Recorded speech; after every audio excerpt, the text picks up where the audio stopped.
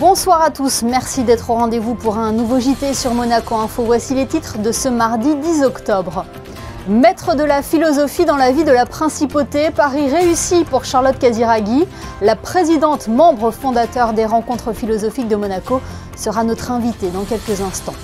Les auteurs sélectionnés pour le prix de la Bourse de la découverte de la Fondation Prince-Pierre rencontrent leurs lecteurs. Un moment d'échange, vous le découvrirez, privilégié et apprécié. Un mois dédié à la prévention et la sensibilisation du cancer du sein. Cette maladie est le cancer le plus fréquent chez la femme. Nous en parlerons avec Mathieu Liberator, chef du service échographie-scénologie au centre hospitalier Princesse Grace. Puis à la fin de ce JT, nous vous dévoilerons les secrets et l'histoire de la base aérienne du Montagel. La nouvelle saison des rencontres philosophiques de Monaco a été lancée ce lundi avec une soirée autour du cinéma de Jean Cocteau. Et ce thème, Ensemble rêver le même rêve, un événement organisé en collaboration avec le nouveau musée national de Monaco en lien avec l'exposition Santos au Spire. Sur scène notamment, l'un des membres fondateurs et philosophe Raphaël Zaguri-Orly qui a présenté un entretien avec l'écrivaine Hélène Cixous. Ce rendez-vous marquait donc le lancement d'une nouvelle saison pour les rencontres philosophiques de Monaco. Pour l'évoquer, Charlotte Casiraghi nous attend en plateau. Bonsoir Charlotte Casiraghi. Bonsoir. Merci d'être notre invitée ce soir dans le JT de Monaco Info. Une nouvelle saison pour les rencontres philosophiques de Monaco, la 8e. Est-ce la preuve que les Monégasques ont adhéré à ce désir de philosopher? Oui, sans aucun doute. Je dirais que depuis maintenant presque 8 ans, je vois que d'année en année, il y a de plus en plus de personnes qui se sentent concernées par les événements qu'on organise et de plus en plus de monde. Et voilà, cette pérennité, en tout cas, atteste de cette place de la philosophie dans le cœur des Monégasques et des résidents. Sous quel signe est placée cette 8e saison? Je dirais qu'on va essayer de parcourir voilà, un tas de sujets différents qui touchent aussi bien à des questions qui ont trait à la sphère intime comme à la sphère publique. Et je pense que voilà, des sujets comme la dispute, comme la vie à deux, voilà, vont intéresser beaucoup de monde, mais aussi la question de l'information, s'informer, qui est aujourd'hui un enjeu très important, et aussi la question de la solidarité. Le désir d'enfant également. Pour la première fois, vous allez investir le centre hospitalier Princesse Grace. Pourquoi ce choix? Les questions autour du corps des femmes et aussi autour de la naissance ont des enjeux très importants. C'est-à-dire qu'il y a de nombreux enjeux féministes autour de ces questions-là. Et d'aller sur le terrain de l'hôpital justement pour débattre de ces sujets me semblait très important. Et il y a encore des choses à faire bouger et beaucoup de tabous aussi autour de la maternité et autour du vécu des femmes.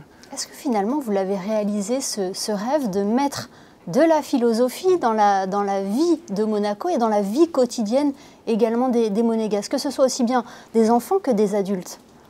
Alors je ne sais pas si on a réussi le pari, mais en tout cas on tente vraiment en tout cas de faire évoluer les choses et de montrer combien la philosophie est extrêmement concrète, qu'elle touche à des questions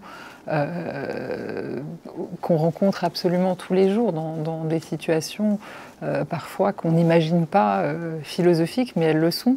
On parlait de mettre de la philosophie dans nos vies, aussi bien chez les adultes que chez les enfants. Les enfants, c'était important aussi pour vous de les inclure dans ce projet.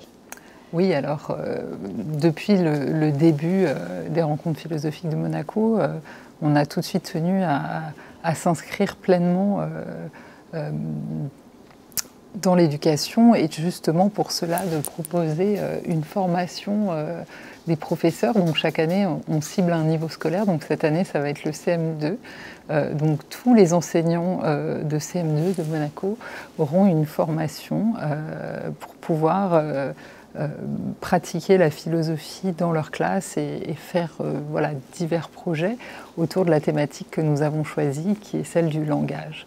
Mettre de la philosophie dans nos vies et la saluer également. Ce soir sera remis le prix de la principauté lors de la cérémonie de proclamation de la Fondation Prince Pierre. C'est un prix très important à vos yeux, comme le prix des rencontres philosophiques de Monaco? Oui, c'est très important pour nous que nous puissions avoir un prix de cet ordre-là et surtout d'intégrer la philosophie au sein des prix de la Fondation Prince Pierre était aussi important pour ma mère et pour moi. Et je pense que voilà, c'était nécessaire qu'il y ait cette mise en commun de nos engagements au sein de la Fondation Prince Pierre. La Fondation Prince Pierre qui a été créée par votre grand-père, le prince Régnier III, c'était un grand défenseur des arts et des lettres. Hein.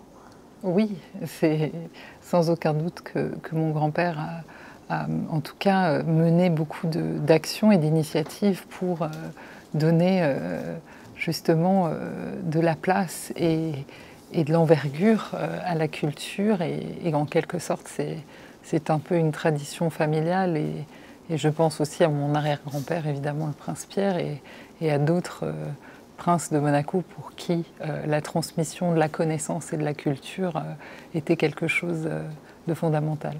Dernière question, une petite parenthèse. L'édition espagnole de Vanity Fair vous a élu personnalité de l'année 2023. Qu'est-ce que représente ce titre pour vous?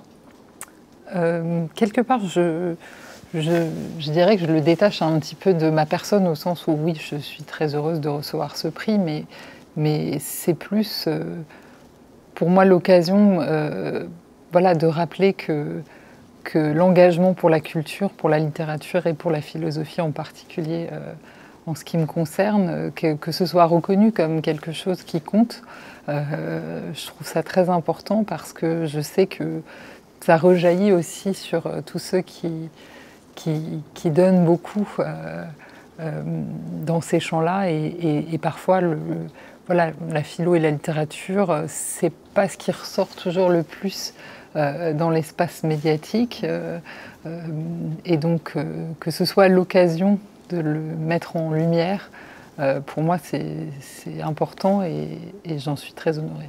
En conclusion, Charlotte Casiraghi, si vous deviez vous adresser aux personnes qui n'ont pas encore osé pousser la porte des ateliers, des rencontres philosophiques de Monaco, quel serait votre message ? Déjà, je dirais que c'est accessible à tous, c'est gratuit, c'est une fois par mois au Théâtre Princesse Grace. Et c'est vrai que quand on a organisé ces temps d'échange au marché, on a vu à quel point tout le monde avait joué le jeu, que ça avait intéressé beaucoup plus de monde qu'on ne pensait au départ. Et donc, c'est pas très différent quand on va au théâtre. C'est ouvert, ça traite de sujets qui nous concernent tous. C'est joyeux. C'est un espace où on peut débattre, où on peut se confronter avec d'autres idées que les siennes. Voilà, c'est cette vitalité quelque part de la discussion et dont nous avons besoin aujourd'hui et voilà, qui est accessible facilement. Le message est passé. Merci infiniment d'avoir été notre invité ce soir et on rappelle que la programmation des rencontres philo est à retrouver sur le site officiel des rencontres philosophiques de Monaco. Merci. Merci. Et nous évoquions avec Charlotte Casiraghi la Fondation Prince Pierre. La cérémonie de proclamation des prix de la Fondation a lieu ce mardi soir à la salle Garnier. En amont de cet événement, les auteurs sélectionnés pour la bourse de la découverte ont pu rencontrer leurs lecteurs à la bibliothèque Louis Notari. Un échange privilégié autour de leur premier roman auquel a assisté Fabien Bonilla et Thomas Deus. La bourse de la découverte a été créée il y a 22 ans. Cette bourse récompense un auteur francophone pour son premier ouvrage de fiction. Cette année, 8 romans sont en compétition, 8 auteurs. 7 étaient présents lundi à la bibliothèque Louis Notari pour rencontrer leurs lecteurs.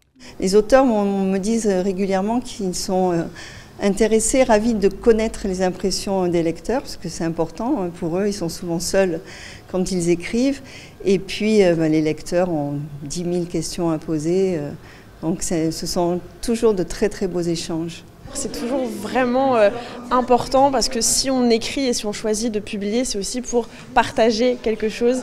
Et donc c'est toujours intéressant, il ressort toujours quelque chose d'enrichissant des rencontres avec les lecteurs. C'est vraiment avoir des retours en plus, leur parler et qu'eux confient aussi ce qui les touche dans nos livres.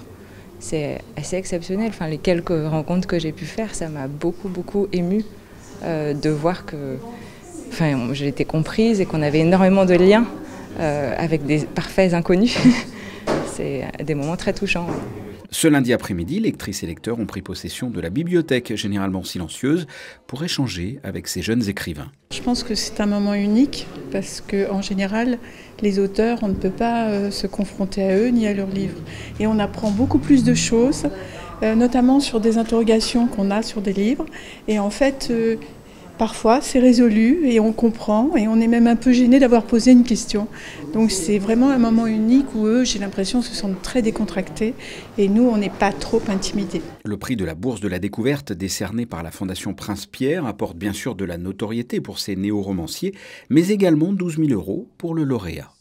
Monaco et la France s'unissent pour soutenir la jeunesse en Méditerranée. La ministre des Relations extérieures et de la coopération Isabelle Béraud-Amadei et Jean Dossonville, ambassadeur de France à Monaco, ont signé un renouvellement d'accord de partenariat ce mardi. Un engagement qui intervient alors que la 4e édition de l'appel à projet JMED sera lancée le 25 octobre prochain. Depuis 2020, 80 projets pour un montant de 980 000 € ont été financés, permettant donc de soutenir la jeunesse méditerranéenne. Je vous propose justement d'écouter à ce sujet les intervenants de ce dispositif JMED.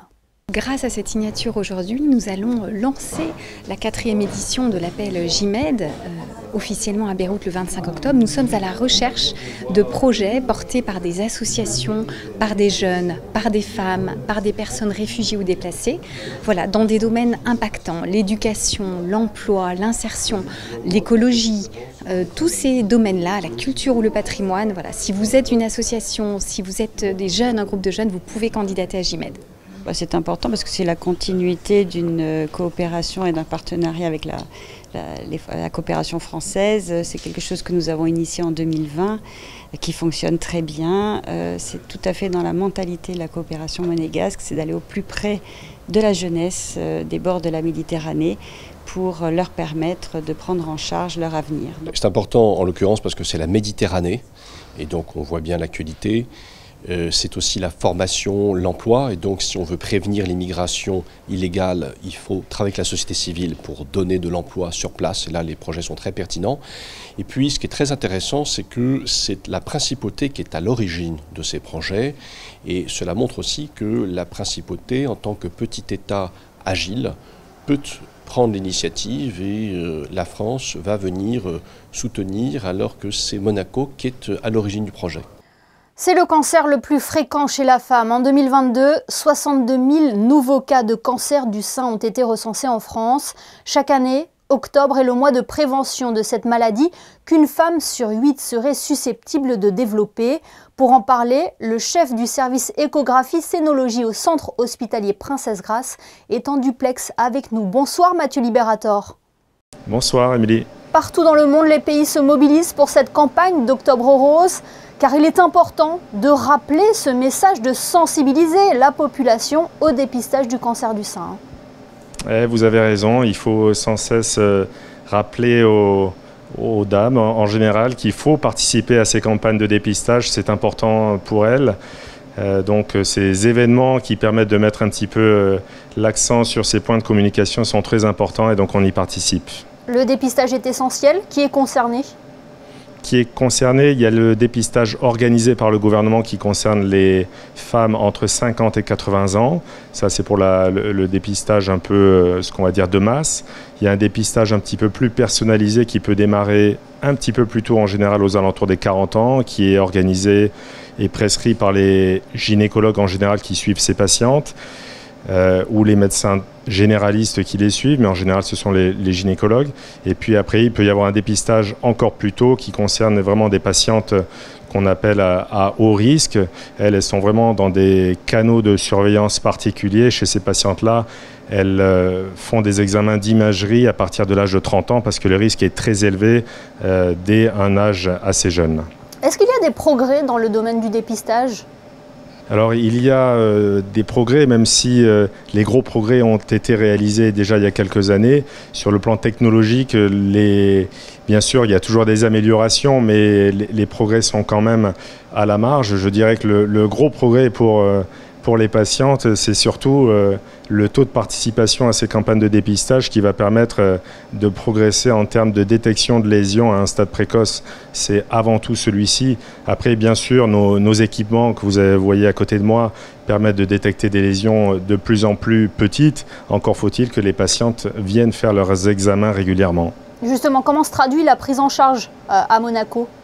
Les années précédentes, cela concernait que les résidentes entre 50 et 80 ans et depuis quelques mois, le gouvernement a décidé d'inclure dans ce dépistage organisé toutes les travailleuses en principauté et les résidentes bien sûr également. Donc entre 50 et 80 ans, c'est le document qu'elles reçoivent de la part du gouvernement qui les invite à venir réaliser cette mammographie tous les 2 ans. Et en cas de cas détectés, Mathieu Liberator, un parcours de soins très spécifique est proposé au CHPG. Alors vous avez raison, on a mis en place un parcours à la journée ou à la demi-journée selon les besoins, mais qui concerne effectivement des patientes chez qui on aurait détecté récemment une lésion. Donc en général, c'est un parcours qui s'adresse plutôt à des patientes qui ne sont pas prises en charge initialement au centre hospitalier Princesse Grace, parce que celles qui le sont déjà, elles sont déjà dans un parcours de soins, mais ça concerne plutôt celles qui n'y sont pas. Et le but étant de faciliter en un délai court et sur, comme je vous l'ai dit, une demi-journée ou une journée, le bilan complet de la lésion, savoir exactement à quel stade de la maladie on est, d'avoir un premier contact avec l'ensemble des acteurs qui vont être impliqués dans la prise en charge de la patiente. Ça, c'est le parcours de santé dédié au cancer du sein que l'on a mis en place récemment. Le but, c'est vraiment de simplifier cette prise en charge. Simplifier, voilà, de ne pas rajouter du stress à la patiente et de la complexité dans une situation qui est déjà anxiogène. Comme chaque année, donc, le CHPG se mobilise à l'occasion d'Octobre Rose. Il a lancé une campagne de formation à l'autopalpation. Est-ce que vous pouvez nous en dire plus ? Oui, il y a des équipes du centre hospitalier Princesse Grace qui ont été formées par les spécialistes de la pathologie du sein à expliquer sur les différents milieux professionnels où cet événement va être mis en place courant octobre, donc à expliquer aux dames qui travaillent dans ces milieux professionnels l'importance de l'autopalpation, que les dames prennent l'habitude de s'auto-examiner, de voir s'il y a une différence par rapport à d'habitude, ce qui permet de détecter quelque chose à un stade très précoce de la maladie et du coup de la prendre en charge de manière optimale. Et on le rappelle, Mathieu Liberator, mais plus un cancer du sein est détecté tôt, plus il y a de chances de guérison. Vous avez totalement raison. Sur le versant de la prise en charge de la maladie, il y a eu des progrès importants sur les 20 dernières années, qu'il s'agisse de prise en charge chirurgicale, des nouvelles molécules de chimiothérapie, les protocoles de radiothérapie, mais le plus important, l'élément majeur qui va conditionner la suite de la maladie, c'est le délai, le stade auquel cette maladie est découverte, et donc la précocité est un facteur majeur. Eh bien, merci beaucoup Mathieu Liberator d'avoir été notre invité ce soir à l'occasion d'Octobre Rose. Merci beaucoup à vous. Dans le reste de l'actualité, en bref, une délégation du groupe d'experts du Conseil de l'Europe sur la lutte contre la violence à l'égard des femmes et la violence domestique a effectué dernièrement une visite d'évaluation en principauté. Elle a porté sur les lois et politiques nationales apportant soutien, protection et justice aux femmes victimes de violences. Cette session aura permis aux participants d'échanger avec le Grevio sur la mise en œuvre en principauté des dispositions de la Convention sur la lutte contre la violence à l'égard des femmes et la violence domestique. Un rapport sera publié en juin 2024. Monaco Boost lance un nouvel appel à candidature pour intégrer son incubateur de start-up. Il s'adresse aux personnes de nationalité monégasque qui exercent une activité professionnelle depuis moins de 5 ans. Les conjoints de monégasques désireux de se lancer dans la création d'une nouvelle activité sont également concernés. Vous pouvez envoyer votre candidature avant le 10 novembre. Elles seront ensuite examinées par un comité présidé par Marco Piccinini, ministre des Finances et de l'Économie. Le saviez-vous, depuis 1954, une base aérienne est implantée au Montagel. Elle a été dissoute en 2012 pour devenir l'EAR 943. Comprenez l'élément R rattaché. Quel est son rôle aujourd'hui et quelle est l'histoire de cette base construite sur la ligne Maginot? Fabien Bonilla et Sylvain Péroumal lèvent le secret dans ce Focus Info. Ce site de 56 hectares est situé sur la commune de Peille, en pleine nature, à 1200 mètres d'altitude. Il offre une vue imbattable.